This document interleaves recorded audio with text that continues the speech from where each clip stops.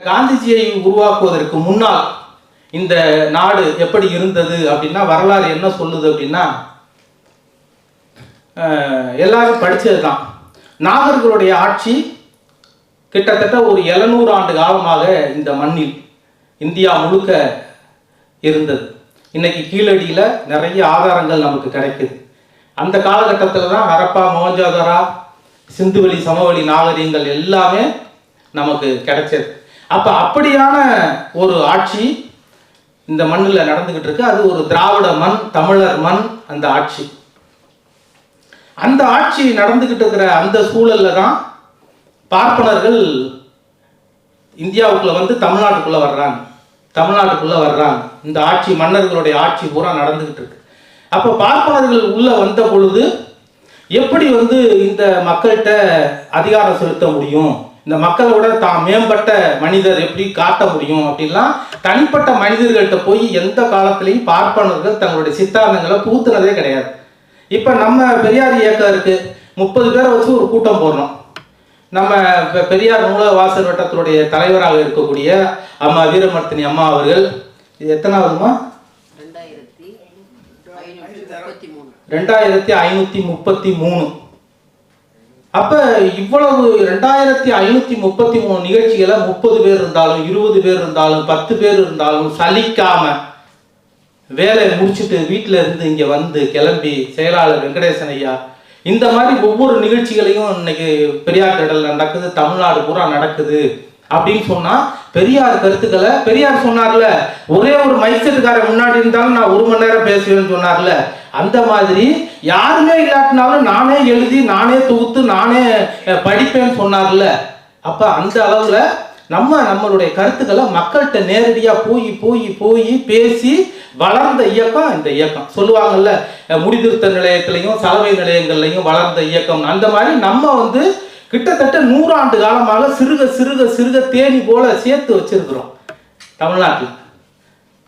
பிஜேபிக்கெலாம் அந்த பிரச்சனை கிடையாது. நீங்கள் தமிழ்நாட்டுக்கு பிஜேபி வரணும்னா பிஜேபி ஒவ்வொரு இடத்துலையும் போய் சின்ன தெருமுனை கூட்டங்கள், கருத்தரங்கு, மாநாடு, இந்த மாதிரி பல்வேறு வடிவம் நம்மள்கிட்ட பிரச்சார வடிவம் இருக்குல்ல, அதில் எந்த ஒன்றையும் அவங்க தேர்ந்தெடுக்க மாட்டாங்க. நேராக விஜய் வீட்டுக்கு போவாங்க, மரியாதையாக நான் சொல்கிறபடி ஒரு 4 வருஷம் கேட்குறியா இல்லை உங்கள் கதையை காலி பண்ணவா, முடிஞ்சு போச்சு. நேராக அதிமுக போவாங்க, நான் சொல்கிறபடி கேட்குறியா இல்லை எல்லாத்தையும் காலி பண்ணிடுவா அப்படின்னு சொல்லி இப்போ அதிமுகவை பிடிச்சி அப்படியே வளர்ச்சி வர்றதன் மூலமாக அதிமுகவில் இருக்கிற ஒரு 5 லட்சம் பேரை அவங்க நேரடி தொண்டர்களா இல்லை ஆதரவாளர்களாக மாற்றிடுறாங்க.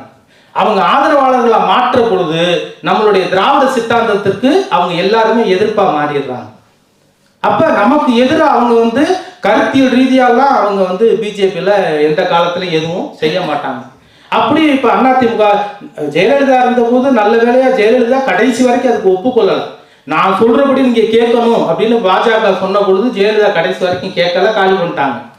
அதற்கு பிற்பாடு எடப்பாடிலாம் வந்ததுக்கு பிற்பாடு அதிமுக வைத்து செய்தார்கள். இப்போ அடுத்தடுத்து நிறைய பேரை வச்சிருக்கிறாங்க. இப்போ விஜய் வரைக்கும் வந்து நிற்கிறாங்க அப்படிங்கிறத வச்சுக்கிறோம்.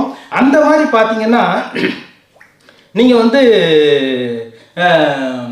தமிழ்நாட்டில் வந்து இந்த இவ்வளவுடைய ஆட்சி இருக்கிற பொழுது இந்த பார்ப்பனர்கள் உள்ள ஊடுருவுற போது அவங்க என்ன பண்ணுறாங்க, மன்னர்கள் ஆட்சி செய்கிறாங்க.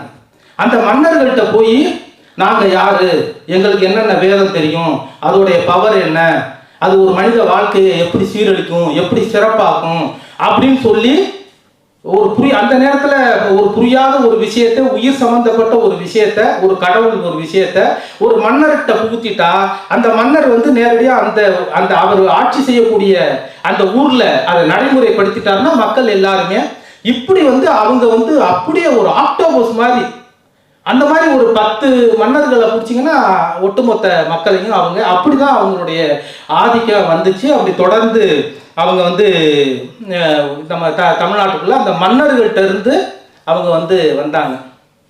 பொதுவாக உலகத்திலேயே 2 பேருக்கு தான் சொந்த நாடு இல்லை, நாடோடிகள் சொல்லுவாங்க. ஒன்று யூதர்கள், இன்னொன்று பார்ப்பனர்கள். இப்போ யூதர்களுக்கு ரொம்ப திட்டமிட்டு இஸ்ரேலை உருவாக்கியாச்சு. பார்ப்பனர்களுக்கு இன்னைக்கு வரைக்கும் நாடு கிடையாது. அவங்க போன இடத்துல தான் அவங்க இருக்காங்க. அதாவது பரவாயில்ல, நம்ம அனுசரித்து போயிட்டு போது நாகரிக அரசியல் பண்ணலான்னு பார்த்தா அவன் நம்ம இடத்துல உட்காந்துக்கிட்டே நீ இப்படி இன்னாள் இல்லை, நீ தமிழர் இல்லை, நீ திராவிடர் இல்லை, நீ அப்படி ஆள் இல்லைன்னு நம்மளையே மாற்றி சொல்லக்கூடிய அளவிற்கு அவனுடைய அரசியல் இன்னைக்கு இருக்கு. அப்படி பார்க்குற பொழுது நீங்கள் பார்ப்பனர்கள் வந்து மன்னர்களை பிடிச்சாங்க. ஒரு காலகட்டத்தில் மன்னர்கள் ஆட்சி முடிஞ்சிச்சு.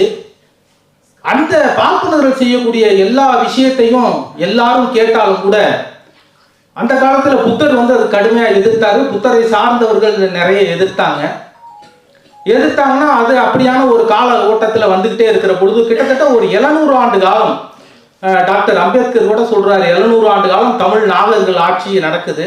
அதுக்கப்புறம் அந்த ஆட்சிகள்லாம் முடிவுக்கு வந்ததுக்கப்புறம் பார்ப்பனருடைய வேதத்தை மையமாக வைத்து மன்னர்கள் கிட்டத்தட்ட 2000 ஆண்டு காலமாக இந்த நாட்டை ஆட்சி செய்கிறாங்க. 2000 ஆண்டுகள் இந்த நாட்டை ஆட்சி செய்கிறாங்க. 2000 ஆண்டுகள்ங்கிறது அவனுக்கு 2 வருஷம் கிடைச்சாலே போதும். 2000 வருஷத்தில் ஒட்டுமொத்த இந்த இந்தியாவையே அவங்க தன்னுடைய கட்டுப்பாட்டுக்குள்ளே கொண்டு வர்றாங்க. இதில் நீங்கள் பார்த்தீங்கன்னா இப்படியான ஒரு சூழலில் தான் வெள்ளையர்கள் வர்றாங்க நம்ம நாட்டுக்கு. வெள்ளையர்கள் வந்த பொழுது அதை பெருசாக நினைக்கல பார்ப்பனர்கள். மன்னர்கள்ட்ட உள்ள ஊடுருவது அவங்களுக்கு எளிதாக இருந்துச்சு. வேற எப்பேற்பட்ட ஆளுகள்கிட்டையும் ஊடுருவது அவங்களுக்கு எளிதாக இருந்துச்சு. ஆனால் வெள்ளைக்காரன்ட்ட அவங்க ஊடுருவது ரொம்ப சிரமமாயிடுச்சு. அவங்க நினச்ச மாதிரி வெள்ளைக்காரன்ட்ட ஒன்று மன்னர்கள்ட்ட ஊடுருவி பல வேலைகளை அவங்க செஞ்சாங்க. அதில் தமிழ் மன்னர்கள் நிறைய பேர் தமிழ் மன்னர்கள் தான். அது நம்ம எல்லாருக்குமே தெரியும். எந்த ஒரு தமிழ் மன்னரும் தமிழர்களுக்காக எந்த ஒரு வேலையும் அவங்க செய்யலை. ஆண்ட பரம்பரைன்னு சொல்லிக்கிட்டே இருக்கிறாங்களே தவிர நம்ம ஆளுங்க அந்த ஆண்ட பரம்பரையில் அவர் என்ன நல்லது செஞ்சாரு அப்படின்னு உண்மையிலேயே இந்தியாவை ஆண்ட பரம்பரை பார்ப்பனர்கள் தான் இன்னைக்கு வரைக்கும். வேற யாரும் அதெல்லாம் ஆளலை. நம்மால் கேட்குறான்ல, பெரியார் தான் படிக்க வச்சாரா அவங்கள, பெரியார் தான் கையெழுத்து போட வச்சாரா, பெரியார் தான் பனியன் போட வச்சாரா அப்படின்னு கேட்குறான். அதாவது ஒரு காலத்தில் கீழடி வரலாறு நமக்கு சொல்றதுங்கிறது வந்து தமிழர்கள் வந்து ரொம்ப சிறப்பாக இருந்தாங்க. எல்லாம் உண்மைதான். திருவள்ளுவர் இருந்தார், இன்னும் பல பேர் ஔவையார் இருந்தாங்க, இன்னும் பல பேர் இலக்கியத்தில் ஆன்மீகத்தில் இருந்தாங்க. நமக்கு கருத்து மாறுபாடாக இருந்தாலும் எல்லாருமே இருந்தாங்க. ஆனால் அதற்கு பிற்பாடு 2000 ஆண்டு கால வேதகால ஆட்சியில் ஒட்டு மொத்தமாக எல்லாமே சீர்குலைஞ்சு போச்சு, எல்லாமே அழிஞ்சு போச்சு. அந்த 2000 வருஷத்துக்கு பிற்பாடு வெள்ளையர்கள் வந்தார்கள். வெள்ளையர்கள் சில விஷயத்தை செஞ்சாங்க. அதற்கு பிற்பாடு பெரியார் வந்தார், இயக்கம் கட்டினார். அதற்கு பிற்பாடு எல்லாம் வந்துச்சு. அப்ப இடையில கொஞ்சம் பக்கத்தை காணாங்கிற மாதிரி இடையில இந்த 2000 வருஷத்தை இவங்களுக்கு தெரியாம மறந்துட்டு நீங்க தான் செஞ்சீங்களான்னு அவங்க தொடர்ந்து கேட்டுக்கிட்டு இருக்காங்க. அப்ப வெள்ளையர்கள் வந்தாங்க. வெள்ளையர்கள் வந்த பொழுது ஒரு சில விஷயத்தை அவங்க பார்க்குறாங்க. ரொம்ப பிற்போக்குத்தனமா மதம்ங்கிற காரணத்தினால ரொம்ப அடிப்படை உரிமைகள் பாதிக்கப்படுதுன்னு சொல்லிட்டு அவங்க இயல்பாகவே சின்ன சின்ன விஷயங்களை நடைமுறைக்கு கொண்டுட்டு வர்றாங்க. இந்த இந்தியர்களுக்கு கல்வி கொடுக்கறதா இருக்கட்டும், மற்ற விஷயங்கள் எல்லாத்துலேயுமே அவங்க உரிமை கொடுக்குற பொழுது ஒரு கட்டத்தில் பார்ப்பனர்களுக்கு ஒரு அச்சம் வரும்.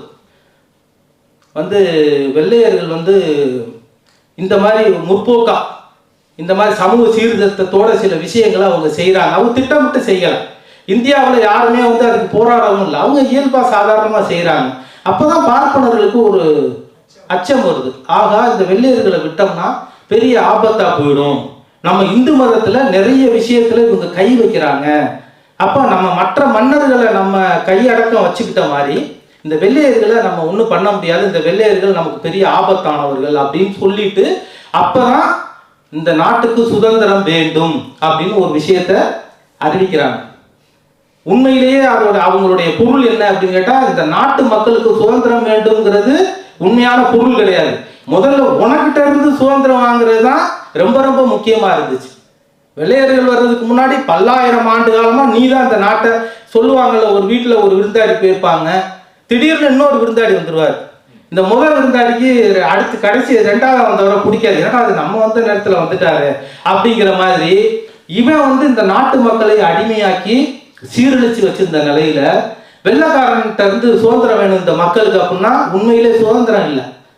என்னுடைய மதத்துல என்னுடைய ஆதிக்கத்துல நீ கை வைக்கிற அப்படிங்கிற அந்த கோபம், அந்த சூழல்ல இப்ப வெள்ளைக்காரன்கிட்ட இருந்து இந்த மக்களுக்கு விடுதலை வேண்டும், நேரடியா என் மதத்துல நீ கை வைக்கிற, எங்க ஆதிக்கத்துல நீ கை வைக்கிற அப்படின்னு நேரடியா சொல்ல முடியாது, இல்ல வெளிப்படையா சீமான் பேசுற மாதிரி. அப்ப என்னன்னா மறைமுகமா என்ன பண்றாரு, பார்ப்பனர்கள் என்ன பண்றாங்கன்னா இந்தியாவுக்கு சுதந்திரம் வேணும், இந்திய மக்களுக்கு சுதந்திரம் வேணும் அப்படின்னு சொல்லி அந்த சுதந்திர சிந்தனையை முதல்ல அறிவிக்கிறாங்க. அப்படி அறிவிச்ச போது உருவாக்கப்பட்டது தான் காங்கிரஸ். சரி, இப்ப இந்த இதுக்கு யாரு தலைமை ஏற்று இந்த இந்திய தேசியத்தை வழிநடத்தி செல்வது? தமிழ் தேசியத்தை வழிநடத்தி செல்ல சீமான் இருக்கிறாரு. அந்த காலகட்டத்தில் இந்திய தேசியத்தை வழிநடத்தி செல்ல யார் இருக்கா? ரெண்டே தேசியம் தான் நமக்கு பிரச்சனை, ஒன்று இந்திய தேசியம், இன்னொன்று தமிழ் தேசியம். நான் என்ன சரியா சொல்றேன், போலி இந்திய தேசியம், போலி தமிழ் தேசியம். இந்த ரெண்டையும் நிர்வகிக்கிறதுக்கு யார் இருக்கா அப்படிங்கிற பொழுதுதான் காந்தியடிகளை பிடிச்சி கொண்டு வர்றாங்க. அதுக்கு முன்னாடி வரைக்கும் காந்தியடிகள் யாருன்னே தெரியாது. நீங்க நான் சொல்ற சில விஷயங்கள் வேற வேற நூல்கள்ல இல்லை, காந்தியடிகளுடைய சுயசரிதையிலே இருக்கு. காந்தியடிகள் வாழ்க்கையிலேயே இந்த ஆமக்கறி கப்பல்ல அரிசி கடத்திட்டு போனது கதையெல்லாம் இருக்கு. அதுக்கு உதாரணத்துக்கு ரெண்டு சொல்றதுன்னா, காந்தியடிகள் முதல்ல தென்னாப்பிரிக்காவில் போய் இனவெறிக்கு எதிராக பெருசா போராடினாரு அப்படின்னு நம்ம எல்லாம் படிச்சிருப்போம். நான்லாம் கூட அதை எழுதி 5 மார்க் வாங்கியிருக்கேன். தப்பான விடைக்கு 5 மார்க் கொடுத்துட்டாங்கன்னு பின்னாடி வருத்தப்பட்டேன். காந்தியடிகள் வழக்கறிஞர் பட்டம் முடிக்கிறாரு, வேலை இல்லை குஜராத்தில் அவர் ஊர்ல இருந்த ஒருத்தர், ஒரு இஸ்லாமியர் தென்னாப்பிரிக்காவில் இருக்கார். அப்ப அவர்கிட்ட எனக்கு வேலை இல்லை, ஏதாவது வேலை இருந்தா சொல்லுங்க அப்படின்னோன்னா, தென்னாப்பிரிக்காவுக்கு வா நான் உனக்கு வேலை தரேன்னொன்னே காந்தியடிகள் போயிட்டாரு. அங்கே போய் வேலை பார்த்துக்கிட்டு இருக்காரு. அப்போ அலுவல் வேலையா தென்னாப்பிரிக்காவில் ஒரு இடத்துல இருந்து ஒரு இடத்துக்கு அனுப்பிச்சி விட்றாரு. அப்போ ட்ரெயினில் போகணும் அப்படின்னோன்னே படுக்கை வசதி கொண்ட இது இருக்கு, அந்த படுக்கை வசதி உள்ள அந்த ட்ரெயினில் சீட்டு புக் பண்ணி கொடுக்குறார், பதிவு பண்ணி கொடுக்குறாரு. காந்தி சொல்கிறாரு, எனக்கு படுக்கை வசதி வேண்டாம், இருக்கை வசதி கொண்டது மட்டும் போதும் அப்படின்னு. நீ நம்ம ஊரில் இருக்கிற மாதிரி இல்லை, அவர் நம்ம ஊருக்கு சொன்னது குஜராத், நம்ம தமிழ்நாடுன்னு நினச்சிக்கலாம், நம்ம இதில் இருக்கிற மாதிரி இல்லை. இங்கே முறைப்படி அந்த ஒரு இது மட்டும்தான் இருக்கும், நீங்கள் அங்கே அதில் போங்கன்னு கொடுத்தா இவர் என்ன பண்ணிட்டாரு, அந்த படுக்கை வசதி கொண்ட இருக்கையில் படுக்காம உட்கார்ந்துக்கிட்டே இருந்திருக்காரு. அப்போ உட்காரும்போது மற்றவர்களுக்கு ஏதோ இடைஞ்சல் இருந்திருக்கு. அப்போ டிடிஆர் வர்றாரு. வந்தோடனே, என்னங்க இந்த மாதிரி நீங்கள் இப்படி இருக்கீங்களே அப்படின்னு. இல்லைங்க நான் படுக்கலை, பரவாயில்ல நான் இருக்கேன். இல்லை அதுக்கு இல்லைங்க, மற்றவர்களுக்கு இடையூறாக இருக்குது, இப்படி வரக்கூடாது, நீங்கள் படுங்க. இல்லை நான் படுக்கலைங்க, பிரச்சனை இல்லை, நான் என்கிட்ட படுக்கை இருக்குது. அதாவது போர்வையெல்லாம் வச்சுருந்துருக்காரு. பார்ப்பனர்கள் ஒரு காலத்தில் தொடர் வண்டியில் போனால் படுக்க மாட்டாங்களாம். ஏன்னா பல பேர் கண்டாலும் படுத்தது, நம்மெல்லாம் படுத்து எந்திரிச்சது. அப்புறம் ஒரு கட்டத்தில் அவங்க வீட்டிலேருந்து கொண்டு போன போர்வையை விரித்து தலையணை வச்சு அப்படிலாம் படுத்த காலம் உண்டான். போர்வையோடய போவாங்க போல, நம்ம நாடகத்துக்கு போகிற மாதிரியே அவங்க ரயில்வே ஸ்டேஷன் போயிருக்காங்க. அப்போ காந்திஜி என்ன பண்ணியிருக்காரு, இந்த விஷயத்த சொன்னோன்னா அவர் அதெல்லாம் ஒத்துக்கலை. நான் சொல்கிறபடி செய்யறதுன்னா செய்யுங்க, இல்லைன்னா அடுத்த ஸ்டேஷனில் இறக்கி விட்டுருவேன் அவர். ஏன்னா இவர் பெரிய காந்திஜி, பெரிய மகாத்மாலாம் அவருக்கு தெரியாது. அவர் ஏதோ வேலைக்கு போனவர் தானே, எங்கள் சட்டத்துக்கு உட்பட்டு நீங்கள் நடக்கணும். காந்திஜி வேகத்தில் என்ன பண்ணிட்டாரு, சரி ஓகே அப்படின்னு சொன்னோன்னா அடுத்த ஸ்டேஷனில் இறக்கி விட்டாச்சு. இறக்கி விட்டு இப்படி பேர்ல முழிக்கிறாரு. அவர் உரிமையாளருக்கு ஃபோன் பண்ணுறாரு. அப்புறம் என்ன பண்ணுறாரு, திருப்பி அடுத்த தொடர் வண்டி வரும்ல, அதில் முறைப்படி டிக்கெட் எடுத்து முறைப்படி படுத்து முறைப்படி ஊருக்கு போயிட்டார். இது அவருடைய புத்தகத்திலே இடம்பெற்றிருக்கு. இந்த விஷயம் நடந்தது அவர் இளைஞராக இருந்த போது. பின்னாடி இந்த பார்ப்பனர்கள் இந்தியாவுக்கு சுதந்திரம் வேணும், தங்களுக்கு சுதந்திரம் வேணும், தாங்க தான் இந்திய நாட்டை ஆளணும், தங்களுடைய இந்து மதம் தான் இந்த மக்கள் கடைபிடிக்கணும், வேற எந்த சீர்திருத்தமும் வந்துடக்கூடாது, படிச்சிடக்கூடாது அப்படின்னு நினைச்சு, அதனாலதான் பெரியார் தெளிவா சொன்னார்ல, வெள்ளைக்காரன் போனான்னா டெல்லி கொள்ளைக்காரன் ஆட்சி வரும் அப்படின்னு. அதே தான் வந்துச்சு, இன்னைக்கு வரைக்கும் வந்தது. அன்னைக்கு பெரியார் எப்படி டெல்லி கொள்ளைக்கார ஆட்சி, இந்தியாவுக்கு சுதந்திரம் வந்தது எப்படி எதிர்க்கலாம்னு சொல்லிட்டு பெரிய பெரிய கட்சிகள்லாம் சொன்னாங்க. ஒரு 40 ஆண்டுகள் கழிச்சு தான் அவங்க மேடையில் இரவுல வாங்கின சுதந்திரம் விடியவே இல்லை அப்படின்னு 40 ஆண்டுகள் கழித்து அவங்க கண்டுபிடிச்சி எல்லாருமே ஒத்துக்கிட்டாங்க. அப்போ 40 ஆண்டுகள் கழித்து மிகப்பெரிய கட்சிகள் கண்டுபிடிச்ச ஒரு விஷயத்தை அனுபவிச்சு அடிபட்டு அவங்க ஒரு தலைமுறையே போய் அடுத்த தலைமுறை வந்து அதுக்கப்புறம் கண்டுபிடிச்ச விஷயத்த அன்னைக்கு பெரியார் சொன்னார். அப்போ காந்திஜி வந்து விடுதலை வாங்குவதற்கான ஹீரோ, விடுதலை அப்படிங்கிற அந்த ப்ராஜெக்டுக்கான ஒரு ஹீரோவாக காந்திஜியை நிறுத்தியாச்சு. இவர் தான் அந்த காங்கிரஸோடைய தலைவர், குடியரசு விடுதலை வாங்குவதற்கான தலைவர் வந்த பொழுது அவர் யாரு அப்படிங்கிற போது அவருக்கு ஏதாவது கதை எழுதணும்ல. அப்போதான் காந்திஜி இளைஞராக இருந்த போது தென்னாப்பிரிக்கா சென்று இனவெறிக்காக கடுமையாக போராடினார். அப்படி போராடிய போது அவர் தொடர் வண்டியிலிருந்து கீழே இறக்கி விடப்பட்டார் அப்படின்லாம் அந்த கதை வந்துச்சு. அவருடைய புத்தகத்திலே இன்னும் ஒரே ஒரு செய்தி அதை பற்றி. நம்ம ஜனவரி மாதம் 26ஆம் தேதி குடியரசு நாள். இன்னைக்கு அந்த குடியரசு நாளில் பார்த்தீங்கன்னா விடுதலை வாங்கணும் அப்படின்னு சொல்லி காங்கிரஸ் தொடங்கியாச்சு. காந்திஜி வேலை பார்த்துக்கிட்டு இருக்கிறாரு. அப்போ காந்திஜி நான் அஹிம்சா வழியில தான் போராடுவேன்னு சொல்லிட்டு அஹிம்சா வழியில போராடிக்கிட்டு இருக்காரு. அந்த நேரத்தில் மன்னர்கள் சில பேர், ஒரு சில மன்னர்கள் சுயமரியாதையோடு, நாங்கள் சுயமரியாதையோடுன்னு வச்சுக்கலாம், சுயநலத்தோடுன்னு வச்சுக்கலாம், நாங்கள் எங்கள் நாட்டில் மக்கள்கிட்ட வரி வாங்கி நாங்கள் ஆட்சி செஞ்சுக்கிட்டு இருக்கிற பொழுது நீ வந்து அந்த வரியை நீ வாங்கக்கூடாது, அதை எல்லாத்தையும் வசூல் பண்ணி எனட்ட கொடு, வெளிநாட்டில் வாழ்கிறவங்கலாம் ஈழத்தமிழர்கிட்ட வசூல் பண்ணி எனட்ட கொடு அப்படின்னு சீமான் சொல்கிற மாதிரி வந்து இவங்க வந்து அப்போ அந்த மன்னர்கள் சொன்னாங்க நாங்கள் அது தரமாட்டோம், இது எங்களுடைய நாடு, நாங்கள் தான் ஆட்சி செய்கிறோம், கொடுக்க மாட்டோம் அப்படின்னு சொன்னபோது அப்போ வெள்ளைக்காரங்களுக்கும் மன்னர்களுக்கும் சில மோதல்கள் வந்துச்சு. அதில் சில வெள்ளையர்கள் மன்னர்கள் சில பேர் அடக்கப்பட்டாங்க, சில பேர் கொலை செய்யப்பட்டார்கள்.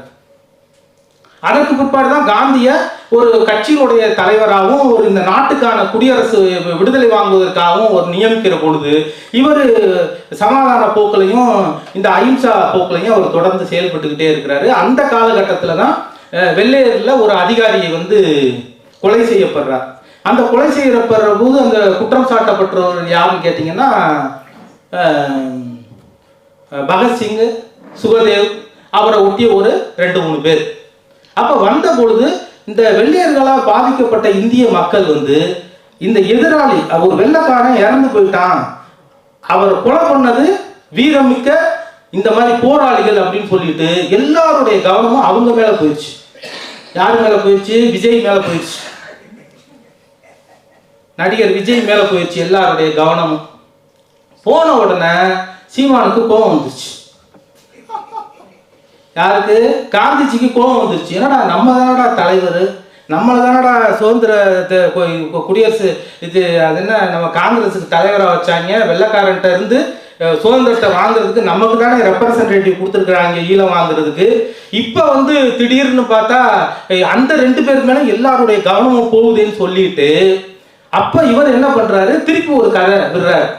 காந்திஜி என்ன கதை விடுறாருன்னா 1930 ஜனவரி 26 மக்களுக்கு ஒரு அறிவிப்பு கொடுக்குறாரு.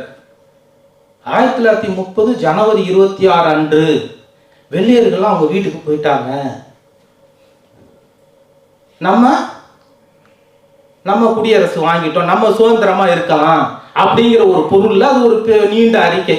அப்படி ஒரு செய்தியை போட்டு நீங்க மனசுல நினைச்சுக்கங்க அப்படின்னு சொல்லி காந்திஜி ஒரு விஷயத்தை சொல்றாரு, ஒரு தவறான செய்தி. அந்த செய்தியை இன்னைக்கு 1950 ஜனவரி 26 குடியரசு நாளாக அறிவிக்கப்பட்டதற்கும் அந்த அறிவிப்புக்கும் இடையில என்ன இருக்கு அப்படிங்கிறத நாம யோசிக்கலாம்.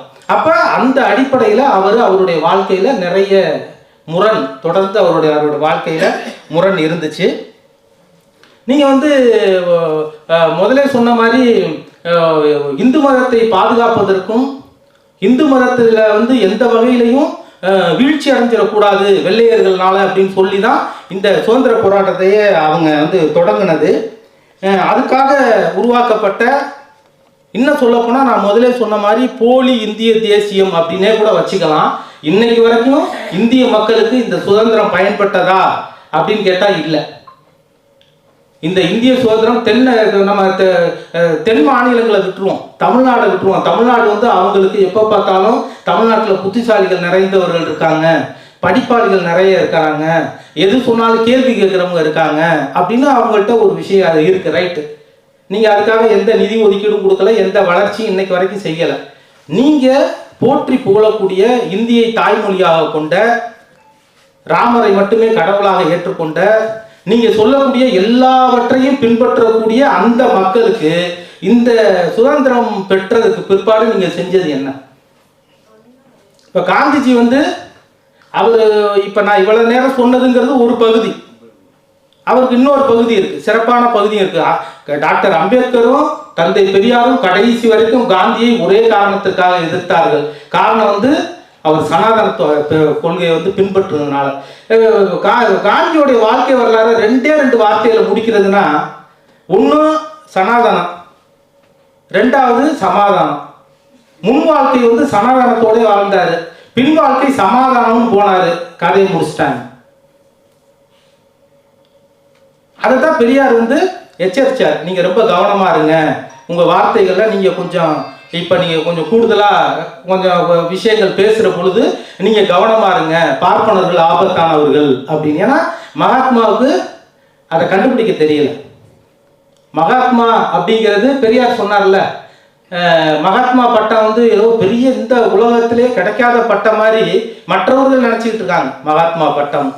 ஆனால் பெரியார் சொன்னார், நான் ஒரே வாரத்தில் மகாத்மா பட்டத்தை இந்தியாவில் வாங்கி காட்டவான்னு கேட்டார் பார்ப்பனர்கள்ட்ட. அவ்வளவு சாதாரண பட்டம். ஆனா அந்த பிம்பத்தை மகாத்மா காந்தி பேர்ல அந்த பிம்பத்தை அவங்க உருவாக்கி அப்படி ஒரு சூழல்ல இருந்துச்சு. நீங்க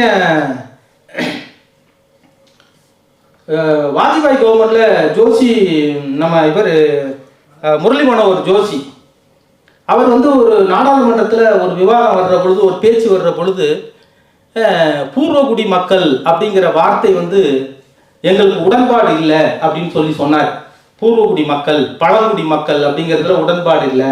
அப்போ அவங்களை எப்படி அழைக்கணும் அப்படின்னு கேட்டால் மலைவாழ் மக்கள் அப்படின்னு அழைக்கணும் அப்படின்னு சொல்லி. எதுக்காக அப்படின்னா, பூர்வகுடி மக்கள்னா பூர்வகுடியாக இருக்கக்கூடிய மக்கள், இந்த நாட்டுக்கே உரிய மக்கள்.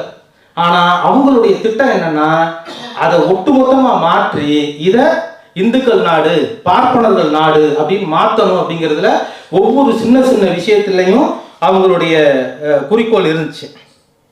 அப்ப இப்படியான சூழல்ல இப்ப வெள்ளக்காரன் அந்த மாதிரி பண்ணாங்க. அப்ப அம்பேத்கர் என்ன பண்றாரு, இந்த வெள்ளையர்கள் இந்த காந்தி சுதந்திர போராட்டத்துக்காக தொடர்ந்து அவர் போராடிக்கிட்டே இருக்கிறாரு. பெரிய அளவுக்கு அவர் சிந்தனாவாதி கிடையாது. பார்ப்பனர்களுக்கு ஆதரவாகவும் சனாதனத்துக்கு ஆதரவாகவும் எல்லா கருத்துக்களையும் ஒரு சுதந்திர போராட்ட சிந்தனையோட, ஒரு வெள்ளையர்களை விரட்டணும் அப்படிங்கிற சிந்தனையோட பெரும்பாலான அவருடைய முடிவுகளோ போராட்டங்களோ இருந்ததே கிடையாது. நீங்க நடந்தது எல்லாமே சொல்லுவாங்கல்ல, பார்ப்பனர் அல்லாதார் போராட்டம் தமிழ்நாட்டில் சொல்ற மாதிரி சுதந்திர போராட்டம்ங்கிறதும் இந்தியா முழுக்க பார்ப்பனர் அல்லாதார் போராட்டம் தான். நீங்க இரட்டை வாக்குரிமை வந்து டாக்டர் அம்பேத்கர் கொண்டு வந்த போது அதை மறுத்தவர் பெரியார், இவர் காந்தியடிகள் தான். அது நம்ம படத்துல எல்லா படங்கள்லயும் வந்திருக்கு, நமக்கு தெரிஞ்ச விஷயம்தான். ஆகும்னா நான் உண்ணாவிரதம் இருக்க போறேன், சாகும் வரை உண்ணாவிரதம் சொல்லுவாரு. எந்த உண்ணாவிரதத்திலையும் அவரை சாகாம பார்த்துக்கிட்டாங்க எல்லாருமே. அதுலயும் ஆட்டுப்பாலும் நிலக்கடலையும் அதிகமா சாப்பிடுவாராம் உண்ணாவிரதத்துல. அப்ப காந்திஜி வந்து, நான் வந்து நீ இரட்டை வாக்குரிமையை நீங்க வந்து தடுத்து நிப்பாட்டலை அப்படின்னா நான் செத்து போயிடுவேன். அப்போ ஒரு கட்டத்தில் கஸ்தூரிபாய் அம்மாவே போய் அம்பேத்கர்ட்ட, என்னுடைய கணவர் இறந்து போனாலும் போயிடுவாரு, அவரை எப்படியாவது காப்பாற்றி விடுங்க, அவர் தான் இந்தியாவையே காப்பாற்றுறதுக்கு பாப்பாங்க நியமிச்சிருக்காங்க. அந்த அம்மா வந்து அம்பேத்கர்ட்ட போய், என் கணவர் செத்து போனாலும் போயிடுவாரு, நீங்கள் எப்படியாவது அவரை காப்பாற்றுங்க, உயிர் பிச்சை கொடுங்கன்னு சொன்ன பொழுது அந்த இரட்டை வாக்குரிமையை அன்னைக்கு தள்ளி வச்சுட்டாங்க. இந்த மாதிரி இந்தியாவுக்கு, இந்திய மக்களுக்கு கிடைக்கக்கூடிய பல்வேறு விஷயங்களை, அப்ப என்னன்னு கேட்டீங்கன்னா, அவர் இந்திய மக்களுக்கான போராட்டமாக அவர் எதையுமே முன்னெடுத்து செய்யல. முழுக்க முழுக்க பார்ப்பனர்களுக்கும் இந்து மதத்திற்கும் சனாதனத்திற்கும் ஒவ்வொரு விஷயமும் அப்படிதான் செய்கிறார். தமிழ்நாட்டுக்கு பலமுறை காந்தி வந்திருக்கிறாரு. தமிழ்நாட்டுக்கு வந்ததுக்கு அப்புறம் தான் அவர் கொஞ்சம் முற்போக்கா சிந்திச்சிருக்கிறாரு அப்படின்னு சீனிவாச ஐயங்கார் வீட்டுக்கு 36லயோ 36லயோ ஏதோ வந்தபோது வீட்டு திண்ணையிலே உட்கார வச்சிருக்கிறாங்க. அவருக்கு அதை பற்றி ஏன் நம்மளை வீட்டு திண்ணையில் உட்காந்துருக்காங்க, நம்ம பெரிய மகாத்மா இல்லை அப்படின்லாம் அவருக்கு யோசிக்க தோணலை. நம்ம சாதாரண ஆட்கள் என்னடா ஒரு மகாத்மான்னு சொல்லிட்டு வீட்டு வாசலில் உட்கார வச்சிருக்கீங்கன்னா பார்ப்பனர்களுக்கு வேணாம், நமக்கு வேணா மகாத்மான்னு சொல்லுவாங்க பார்ப்பனர்களுக்கு. அது அதே நேரத்தில் 10-15 ஆண்டுகள் கழித்து திருப்பி தமிழ்நாட்டுக்கு வர்றாரு. திருப்பி சீனிவாச ஐயங்கார் வீட்டுக்கு போகிற பொழுது அப்போ ஒருத்தவங்க கேட்குறாங்க, தமிழ்நாட்டில் இந்த பார்ப்பனர்கள் சம்மந்தப்பட்ட பேச்சு வர்ற பொழுது காந்தியடிகள் சொல்கிறாராம், நீங்கள் என்ன எப்போ பார்த்தாலும் தமிழ்நாட்டில் பார்ப்பனர் அல்லாத பிரச்சனையை பேசிக்கிட்டே இருக்கீங்க, இப்போ பிராமணர்கள்லாம் எதுவுமே செய்கிறது இல்லை, அப்படியா எதை வச்சு சொல்கிறீங்க? நான் போன முறை வந்தபோது சீனிவாச ஐயங்கார் வீட்டு வாசல்லே உட்கார வச்சுருந்தாரு, இந்த தடவை என்னை கஸ்தூரிபாயை அடுப்படி வரைக்கும் கூட்டிகிட்டு போனார் அப்படின்னு பதில் சொல்லியிருக்காரு. அப்போ இவர் எதிர்த்தரப்பில் சொன்னாராம், உங்களை கூட்டிகிட்டு போனது உங்களுக்கான மரியாதை கூடலை, தமிழ்நாட்டில் சுயமரியாதை இயக்கம் செய்த சாதனை அது. நீங்கள் வேற மாநிலத்தில் இதே மாதிரியான விஷயங்கள் நடக்குதான்னா அந்த மாதிரி எதுவுமே கிடையாது. அப்போ அப்படியான இரட்டை வாக்குரிமை அந்த ஒரு சூழல்ல அப்போ பெரியார் என்ன பண்ணியிருக்கிறாரு, வெளிநாடுகளில் இருந்த போது ஒரு தந்தி கொடுத்துருக்கிறாரு அம்பேத்கருக்கு. கிட்டத்தட்ட நீங்கள் வந்து இரட்டை வாக்குரிமைங்கிறது ரொம்ப அற்புதமான ஒரு விஷயம், நீங்கள் கண்டிப்பாக அதை நடைமுறைப்படுத்திடுங்க. ஒருவேளை காந்தி வந்து நான் உண்ணாவிரதம் இருக்கேன் செத்து போயிடுவேன் மிரட்டினார்னா செத்து போட்டோம். கிட்டத்தட்ட 1 கோடிக்கும் மேற்பட்ட ஒடுக்கப்பட்ட மக்கள் இதனால பயன்படுவாங்க. அதனால இந்த சட்டத்தை நீங்க நிறைவேற்றுங்க. அவர் செத்தாருன்னா செத்துட்டு போட்டு இன்னொரு காந்தி வந்துருவாங்க, இன்னொரு மணியரசன் வந்துருவாரு, இன்னொரு சீமான் வந்துருவாரு அப்படின்னு. ஆனா பெரியார் சொல்லியிருக்கிறாரு அம்பேத்கருக்கு தந்தி கொடுத்து, தன்னுடைய உதவியாளர் மூலமாக வெளிநாட்டுல இருந்தபோது தந்தி கொடுத்து நீங்க இதுக்காக அசராதின்னு சொல்லியிருக்காங்க. ஆனா இன்னைக்கு இந்த பெரியார் வந்து ஒடுக்கப்பட்ட மக்களுக்கு எதிரானவர், ஒடுக்கப்பட்ட மக்களுக்கு அவர் எதுவுமே செய்யல அப்படிங்கிற ஒரு விஷயம், ஒரு விஷம் கடுமையா பரப்பப்பட்டு இன்னைக்கு அம்பேத்கரும் பெரியாரும் வேற வேற அப்படின்னு சொல்லி அது ஒரு பூதாகரமா எப்படி தமிழர் திராவிடர் அப்படி பிரச்சனை ஓடுதோ அதே மாதிரி இந்த விஷயமும் தொடர்ந்து இங்க பரப்பப்பட்டுக்கிட்டு இருக்கு. அதே மாதிரி நீதி கட்சி ஆட்சி காலத்துல 8% இருந்த ஒடுக்கப்பட்ட மக்களுக்கு வேலை வாய்ப்புல எல்லாருக்கும் இருந்த மாதிரி ஒடுக்கப்பட்ட மக்களுக்கு 8% இருந்த அந்த வேலை வாய்ப்பு தமிழ்நாட்டில் நீதி கட்சி ஆட்சியில 27 நினைக்கிறேன் 27. இதை மையமா வச்சு டாக்டர் அம்பேத்கர் என்ன பண்றாரு, இந்தியா முழுக்க அதை விரிவாக்கம் பண்ணி ஒரு 8.3 விழுக்காடு ஒடுக்கப்பட்ட மக்களுக்கு மத்திய அரசாங்கத்துல வேலை வேணும்னு சொல்லி அன்னைக்கு வெள்ளக்காரனா இருந்த கவர்னர் ஜெனரலா இருந்த ஒருத்தர்கிட்ட போய் அதற்குரிய விஷயங்கள்லாம் முன் வச்சு அதுக்கு அந்த சட்டத்தையும் நிறைவேற்றார், அந்த அந்த இடஒதுக்கீடு அந்த விஷயத்தையும் பெறார் அவர். அப்ப தமிழ்நாடுங்கிறது எவ்வளவு பெரிய விஷயத்துக்கு பெரிய அளவுக்கு முன்னுதாரணமா இருந்துச்சு அப்படிங்கிறதுக்கு. ஆனா இந்த எல்லா விஷயத்துக்குமே காந்திஜி வந்து பெரிய அளவிற்கு எதிர்ப்பாக இருந்திருக்கிறார். இந்திய மக்களுடைய கல்வி, இந்திய மக்களுடைய வேலை வாய்ப்பு, இந்திய மக்களுடைய சுயமரியாதை எல்லா விஷயத்துக்கும் அவர் எதிர்பார்த்திருக்கிறார். ரைட். இப்ப நம்ம எதிர்பார்க்குங்கிறது நடைமுறையில வந்து காந்திங்கிற ஆளை மறந்துருங்க. இந்த இடத்துல நடைமுறை வேற ஒரு சில விஷயங்கள் சொல்றதுக்காக நம்ம சொல்றோம், காந்திங்கிற விஷயத்த மறந்துருங்க. இந்த பார்ப்பனர்கள் எப்படி லாபகமா ஒவ்வொரு கிட்டத்தட்ட நம்ம தமிழ் மன்னர்கள் ஆண்ட பொழுது மன்னர்களை கையில போட்ட ஆளுங்க, இப்படி ஒவ்வொரு வரிசையா வரலாறை பார்த்தோம்னா எல்லா இடத்துலையும் அவங்க முயற்சி பண்ணி நடக்காத ஒரு விஷயமே இல்லை அப்படிங்கிறது தான் ஒரு விஷயம். அப்படி வர்ற பொழுதுதான் வெள்ளையர்கள்ட்ட இவங்களுடைய பாச்சா பழிக்கல. அப்ப காந்திஜியை வச்சு சில வேலைகளை செய்யறாங்க. காந்திஜியும் அவருக்கு இவங்க சொன்னபடியே அவர் தொடர்ந்து அதை செஞ்சுக்கிட்டு இருக்கிறாரு. அந்த 8.3% டாக்டர் அம்பேத்கர் வேலை வாய்ப்புல இடஒதுக்கீடு வாங்குறாரு பாருங்க. அந்த நேரத்துல வழக்கம் போல இந்த பார்ப்பனர்கள்லாம் காந்தி கிட்ட போய், பார்ப்பனர்கள் அவங்க நேரடியா பேச மாட்டாங்க, குருமூர்த்திகள் நேரடியா பேச மாட்டாங்க. அப்ப காந்திஜி கிட்ட போய் நீங்கள் வந்து 8.3 விழுக்காடு ஒடுக்கப்பட்ட மக்களுக்கெல்லாம் நீங்கள் மத்திய அரசு வேலை வாய்ப்பில் இந்தியா முழுக்க கொடுத்துட்டா அப்போ நாங்கள் என்ன செய்யறது? அப்போ ஒரு சலவை தொழிலாளர்லாம் வேலைக்கு வந்துடுவாரா? வேற மற்ற தொழில் செய்கிறவங்களாம் வேலைக்கு வந்துடுவாங்களா? அப்போ நாங்கள் என்ன செய்யறது அப்படின்னு கேட்டபோது அந்த இடத்துல தான் காந்திஜி சொல்லியிருக்கிறாரு, வந்து நீங்க ஏன் அதை பத்தி கவலைப்படுறீங்க? உங்களுடைய தொழில் வேதம் ஓதுறது மட்டும்தானே. அப்ப மற்றவர்கள் அந்த வேலை பார்த்தா உங்களுக்கு எந்த பாதிப்பும் இல்லையே. இன்னொன்னு 100ல் 8%, அந்த 8% கூட பொறுத்துக்க முடியல. அப்ப காந்திஜி ஏதோ தெரியாம சொல்லிவிட்டார். தெரியாம நீங்க உங்களுக்கு வேதம் ஓதுறது தானே வேலை, வேதம் ஓதிக்கங்க. தமிழ்நாட்டுக்கு அப்பவே அடிக்கடி போக விடாம பார்த்துருக்கணும். அவங்க கோட்டை விட்டாங்க பார்ப்பாங்க அப்படின்னு சொன்ன உடனே அதை ஒட்டி இவர் அரசியல்ல மதம் கலக்கக்கூடாது, வகுப்புரிமைங்கிறது எல்லாருக்கும் இருக்கட்டும் அப்படின்னு சின்னதா விஷயத்த சொன்ன உடனே அவ்வளவுதான், அவன் கோச்சை போய் துப்பாக்கியை வேலைக்கு வாங்கிட்டான். அப்ப என்ன அப்படின்னு கேட்டீங்கன்னா, காந்திஜி வந்து பெருசாலாம் ஒன்றும் பெரிய அளவுக்குலாம் எதிர்ப்பா இல்லை. அவர் ஒட்டு மொத்தத்தில் ஒரு 10% அவர் சிந்தனையில மாற்றம் வந்திருந்தா பெரிய விஷயம். ஒரு 10% மாற்றம் வந்த இவர்களால் பாராட்டப்பட்ட அந்த மகாத்மாவை கதையை முடிச்சிட்டாங்க. அப்ப தன்னுடைய மதத்திற்காக இந்த இந்து மதத்தை வந்து ஒண்ணுமே இல்லை. இந்திய சுதந்திர போராட்டம்ங்கிறது இந்து மதத்தை காப்பாற்றுவது, பார்ப்பனர்களுடைய நலன்கள் பாதிக்காமல் இருக்கிறது.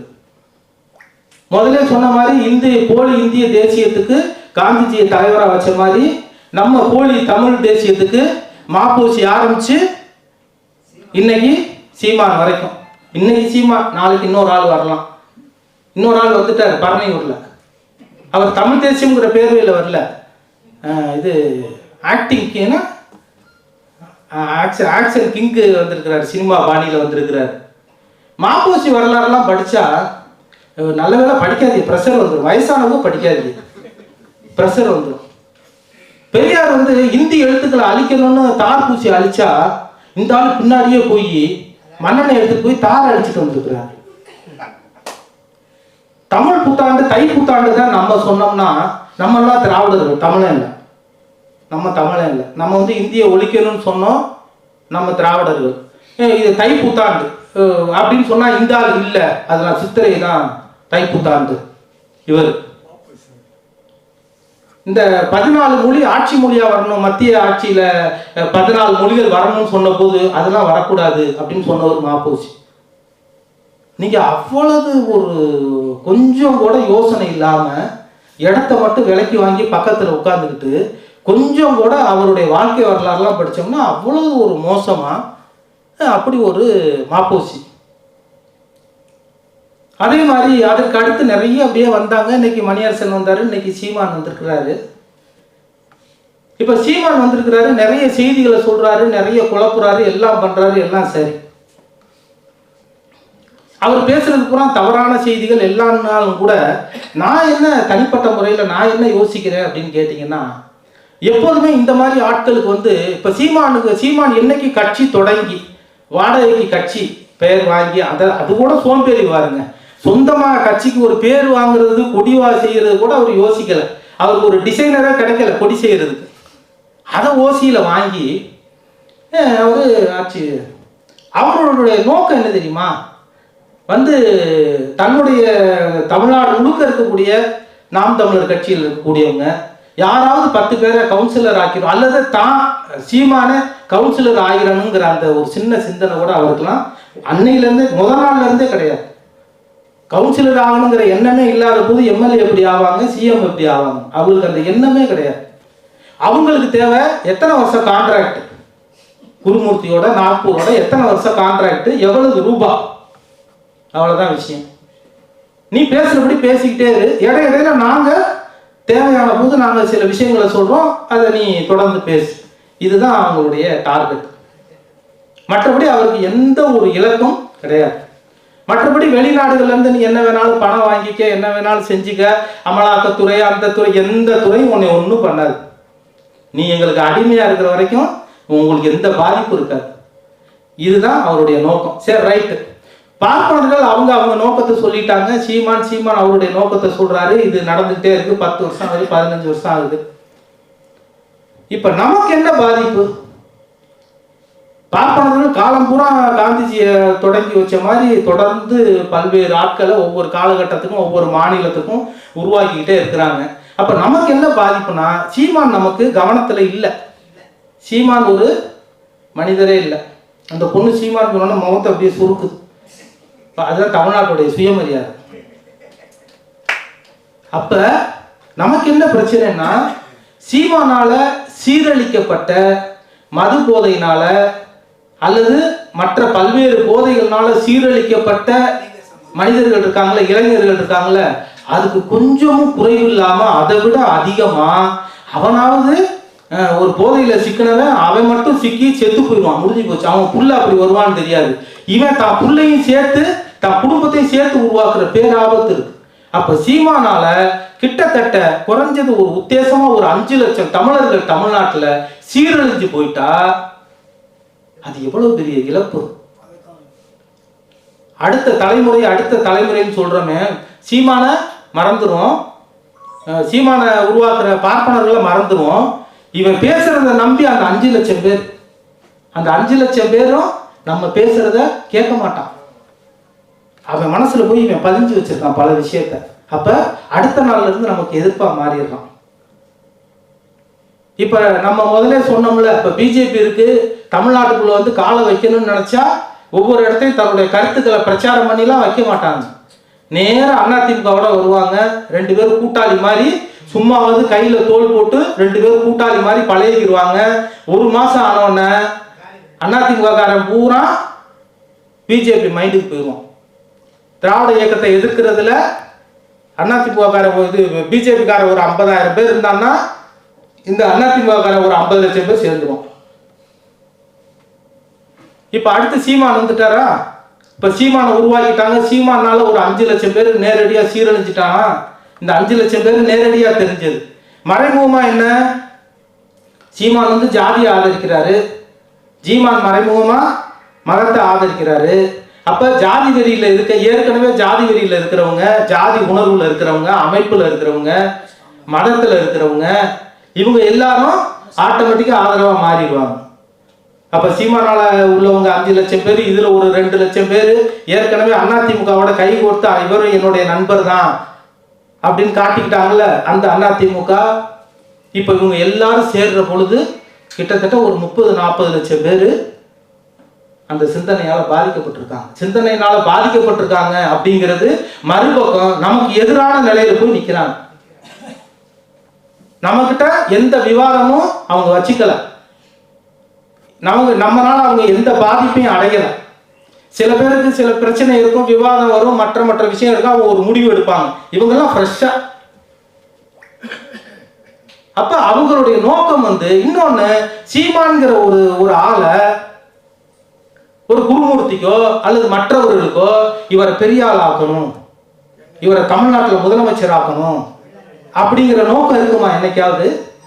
ஒரு காலமும் இருக்காது. அவங்களுக்கும் இருக்காது, இவருக்கும் இருக்காது. அப்ப என்ன ஆகுது அப்படின்னா, இன்னைக்கு வந்து சீமான் இன்னைக்கு தேதியில இருக்கிறாரு, ஒரு 5 லட்சம் பேரை கெடுக்கிறாருன்னா பரவாயில்ல, இந்தா செக்கு வாங்கிக்க, செக்கோட தொகை குறையுதா? பெரியார் வந்து தாரத்தோடையும் தாயோடையும் காமம் வச்சுக்கலாம்னு சொல்லிட்டாரு அப்படின்னு சொன்னா அடுத்த நாள் செக்கு அமௌண்ட் கூடும். அப்ப தான் வந்து மார்க்கெட்ல தொடர்ந்து இருக்கணும், பார்ப்பனர்களுடைய பார்வையில இருக்கணும், அவங்களுடைய பண வசதிகள் தொடர்ந்து நமக்கு கிடைக்கணும் அப்படின்னா இவர் தமிழர்களை முற்போக்கு இயக்கங்களை கடுமையா கோபப்படுத்துறதும் பார்ப்பனர்கள் குளிர்விக்கிறது மட்டும்தான் அவருடைய அந்த வேலையை தான் அவர் தொடர்ந்து செஞ்சு இன்னைக்கு அதிகபட்சமா. ஆனா ஒண்ணு, அவர் அம்பலப்பட்டு போயிடுவாருங்கிறதுல நமக்கு எந்த ஆட்சேபமும் இல்லை. மாப்போசி வந்து அவருடைய நூல்கள்லாம் நம்ம படிச்சோம்னா அவ்வளவு கேவலமா அவ்வளவு மோசமா இருக்கும். ஆனா கடைசியில திமுக தான் வந்து 2 சீட்டு கொடுங்க, 1 சீட்டு கொடுங்க, ஓரமாவது உட்கார்ந்துக்கிறேன், கொஞ்சம் கூட செயலவை தலைவர் கொஞ்சம் கூட அவங்களுக்கு வெக்க மானம் சூடு சுரணை எல்லாம் முழக்கத்துல தான் இருக்கும், உடம்புல இருக்கவே இருக்காது. அப்ப மாப்போசி இவ்வளவு காலம் இருந்துட்டாரு, கடைசியில வந்து பண்ணிட்டாருன்னா நம்மளும் மறந்துட்டோம். அந்த மாதிரி நிறைய பேரு இந்த இனத்துக்கு, இந்த தமிழ்நாட்டுக்கு துரோகம் பண்ண நிறைய பேரு தொடர்ந்து இந்த மாதிரி செஞ்சுட்டு கடைசி நேரத்தில் மாறும் பொழுது, அதே மாதிரி சீமான் என்ன பண்ணுவாரு, கடைசியில அங்கிருந்து வரக்கூடிய எல்லா வரவுகளும் நின்றதுக்கு பிற்பாடு, அந்த உறவுகள் எல்லாம் முடிஞ்சதுக்கு பிற்பாடு, நான் தெரியாம இந்த மாதிரி செஞ்சுட்டேன், என்னை மன்னிச்சுக்கங்க அப்படின்னு சொல்லிட்டா, இந்த மன்னிப்புக்கு தமிழ்நாட்டுக்காரங்க, நம்ம தமிழர்கள் அவ்வளவு ஒரு மோகத்தோட முடிஞ்சு போச்சு. ஒரு மாசம் பேசுவோம், அதுக்கப்புறம் அவர் இருக்கிற இடத்தையே மறந்துடும். அவன் அதுக்கு இடையில 300 கோடி தான் சேர்த்துடலாம், இந்த இவங்க டீலிங்கை வச்சு ஒரு 5 வருஷத்துல 300 கோடி சேர்க்கலாம்னா அவன் ஒரு 500 கோடி சேர்த்துட்டு, இப்ப அந்த வரிசையில இப்ப சீமான் 5 லட்சம் பேரை கெடுக்கிறாருன்னா அதுக்கு தகுந்த மரியாதை, அதுக்கு தகுந்த பணம் சொல்ற மாதிரி மணியரசன் போறாரு, ஐயா நானும் இந்த தமிழர்களை குழப்பி விடுறாங்க ஐயா. அப்படியா, நீ எவ்வளவு பேரை குழப்பு? நான் ஒரு 20,000 25,000 பேரை குழப்புறாங்க ஐயா. சரி சரி, உங்களுக்கு தகுந்த செக்கை வாங்கிக்கப்போ அப்போ வேற. அப்புறம் இப்போ புதுசா வர்றவன் போறவன், ஐயா நான் யாரு எவ்வளவு முடியுதோ அதை நாங்க பார்ப்போம், செக் பண்ணி பார்ப்போம். இப்ப சீமான் என்ன சிக்கல்னா, சீமான் வந்து முழுக்க முழுக்க கேலி பொருள் ஆயிட்டார். தமிழ்நாட்டில் எல்லார் மத்தியிலுமே ஒரு கேலி பொருள் ஆயிட்டார். இன்னைக்கு வந்து உலக நாட்டில் இருக்கக்கூடிய ஈழ தமிழர்கள் ரொம்ப பேரு கடுமையா எதிர்த்து இன்னைக்கு பேசுறாங்க. அது ஏன் இவ்வளவு நாள் கழிச்சு பேசுறாங்க, என்ன விஷயம், போக்குவரத்து, அது ஒரு விஷயம்னா கூட, இன்னைக்கு இவர் எதை ஒரு பிரபாகரன் ஒரே ஒரு போட்டோ வச்சு 15 வருஷமா வாழ்க்கையை ஓட்டியிருக்காரு.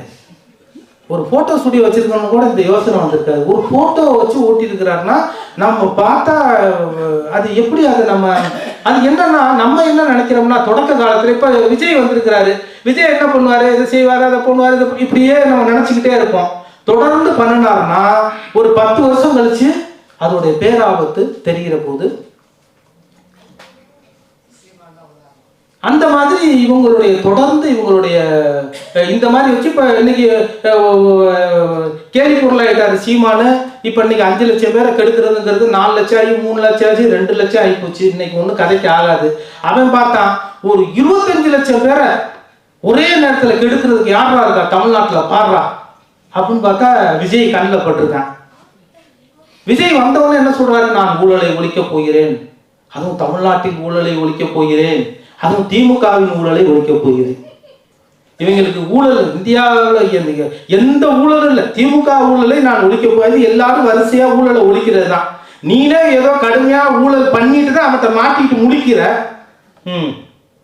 நீ வந்து சரளமா ஒரு வசனத்தை வந்து பார்த்து சரளமா சொல்லக்கூடிய இயல்பா ஒரு திரைப்படங்கள்ல ஒரு நகைச்சுவை உணர்வு இருக்கும், நல்லா நடனம் ஆடுவாரு, இயல்பான ஒரு சிந்தனையாளரா, நீ இயல்பான ஒரு புத்திசாலியா, ஒரு பத்திரிகை நிருபர்கள் 10 பேர் சேர்ந்து இந்த நாட்டு நடப்பை பத்தி உன்கிட்ட கேட்கறாங்க, நீ பேசிக்கலையா? நீ படத்துல 3 மணி நேரம் பேசுற, ஒரு 30 நிமிஷம் பேசி பார்ப்போம் இந்த நாட்டை பத்தி, இந்த மக்களை பற்றி, இந்த சமூகத்தை பற்றி. உனக்கு பேச தெரியாது. நீங்க எல்லாம் பிம்பம். தமிழ்நாட்டில் பெருசா உருவாக்கணும்னு நினைச்ச பிம்பம் ரஜினி.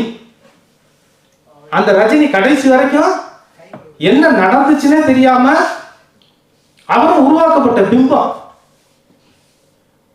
நீங்க ரஜினிக்கு இருக்கிற பிம்பம் கமலஹாசனுக்கு இருக்காது தமிழ்நாட்டில். கமலஹாசன் வந்து ஒரு பார்ப்பனர், ஆனா அவர் கொஞ்சம் புத்திசாலியா இருந்தார், சொன்னதெல்லாம் கேட்கிற ஆளு கிடையாது. கொஞ்சம் புத்திசாலியா இருந்தாரு, கொஞ்சம் முற்போக்கு பேசினாரு, அப்புறம் அங்கே போனாரு, இங்கே போனாரு, எங்கேயோ போனாரு, இருக்கிறாருன்னு வைங்க. ஆனால் பார்ப்பனர்கள் தூக்கி கொண்டாடுற ரஜினிலாம் வந்து ஒரு 2 கோடி பேர்கிட்ட ரசிகராக இருக்காங்கன்னா அதுல ஒரு 80% பேர் வந்து உருவாக்கப்பட்டவர்கள் ரசிகர்கள்.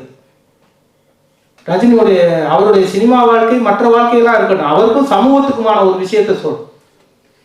அப்போ ஒரு காலகட்டத்தில் தனக்கு பயன்படலை அப்படிங்கிற போது அவர்லாம் நீங்களே பார்த்துருப்பீங்க. நீங்க ஒரு சாதாரணமா திரைப்படம் இல்லாம மற்ற இடங்கள்ல அவர் பேசி ஒரு இயல்பா பேச தெரியுது அவருக்கு.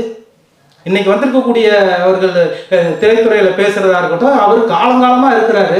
ஒரு சாதாரணமா அந்த மக்களை பற்றியோ ஏதோ ஒரு சின்ன செய்தியை பற்றி அவரால் பேச முடியுது அவருக்கு. ஆனா அவர் உருவாக்கப்பட்ட பிம்பம், பார்ப்பனர்களால் உருவாக்கப்பட்ட பிம்பங்கள் இருக்கு பாருங்க. இவன் பெரியார பிம்பம் சொல்லிக்கிட்டு இருக்கான். தெரிஞ்சோ தெரியாமலோ சீமான் வந்து எப்படி அந்த பெரியார கையில வச்சோம்னா அந்த தேர்தல் ஈரோட்டு தேர்தலுக்கு பயன்படும் நினைச்சாரா? அல்லது சமூக ஊடகங்கள் வந்து இப்ப திமுகவுக்கு பக்கமே போகாம இப்ப முழுக்க முழுக்க ஈரோட்டுல தேர்தல் பிரச்சாரம் எங்க நடக்குது என்னன்னு நம்மளா போய் பார்த்தாதான் தெரியுது தொலைக்காட்சியில. இல்லைன்னா பெரும்பாலும் இவருடைய பேச்சு தான் ஓடிக்கிட்டு இருக்கு. அப்ப அந்த ஒரு கவன ஈர்ப்புக்காக இந்த விஷயத்தை கையில் எடுத்தாரா, எதை நினைச்சு கையில் எடுத்தாருன்னு தெரியல. ஆனா ஒரு விஷயத்த உறுதியா சொல்ல முடியும், பெரியாருக்கு எதிரா இவர் மட்டும் இல்ல, இவருடைய பெரிய பெரிய பெரிய குருநாதர்களா இருக்கட்டும், நாக்பூர் வரைக்கும் பெரியார் மீது கை வைத்து அல்லது பெரியாருடைய கருத்துக்களுக்கு மாறுபட்ட ஒரு விஷயத்தை செய்யணும்னு நினைச்சா தோற்றதாக வரலாறு. இது வந்து நம்பிக்கையாவோ ஒரு உணர்ச்சிக்காக தான் சொல்லல. பெரியார் அவருடைய கைத்தடிகளும் அவருடைய கருத்தும் கடைசி வரைக்கும் நம்ம காலத்துக்கு பிற்பாடும் அது நிற்கும். அது நீங்க நாளைக்கு பிஜேபி வந்துருச்சு, தமிழ்நாடு முழுக்க பிஜேபி வந்துருச்சு, பெரியாரியமே ஒண்ணுமே இல்லை, அவன் ஒரு சட்டம் போடுறான், நீ வந்து பிள்ளைகளை பள்ளிக்கூடத்துக்கு அனுப்பாதன்னு ஒரே ஒரு சட்டம் போடுறான். பிஜேபி மாவட்ட செயலாளர் கேட்பானா? இல்லை, நீங்க தெரிஞ்சுதான் செய்யறாங்களா தெரியாம செய்யறாங்க? இவங்க வந்து 3 வயசுல 5 வயசுல கல்யாணம் பண்ணணும் பிள்ளைக்கு அப்படின்னு சொன்னா மாநில தலைவர் செஞ்சு கொடுப்பாரு தமிழ்நாட்டுல? நீ மாட்டு மூத்திரத்தை தமிழ்நாட்டுல குடிக்க மாட்டேங்கிறிய, உனக்கு பகுத்தறிவு? நீ வந்து மாட்டு மூத்திரத்தை குடிங்கள் கவர்னர் டாக்டர் தமிழிசை, நீ குடிச்சுட்டு சொல்லு.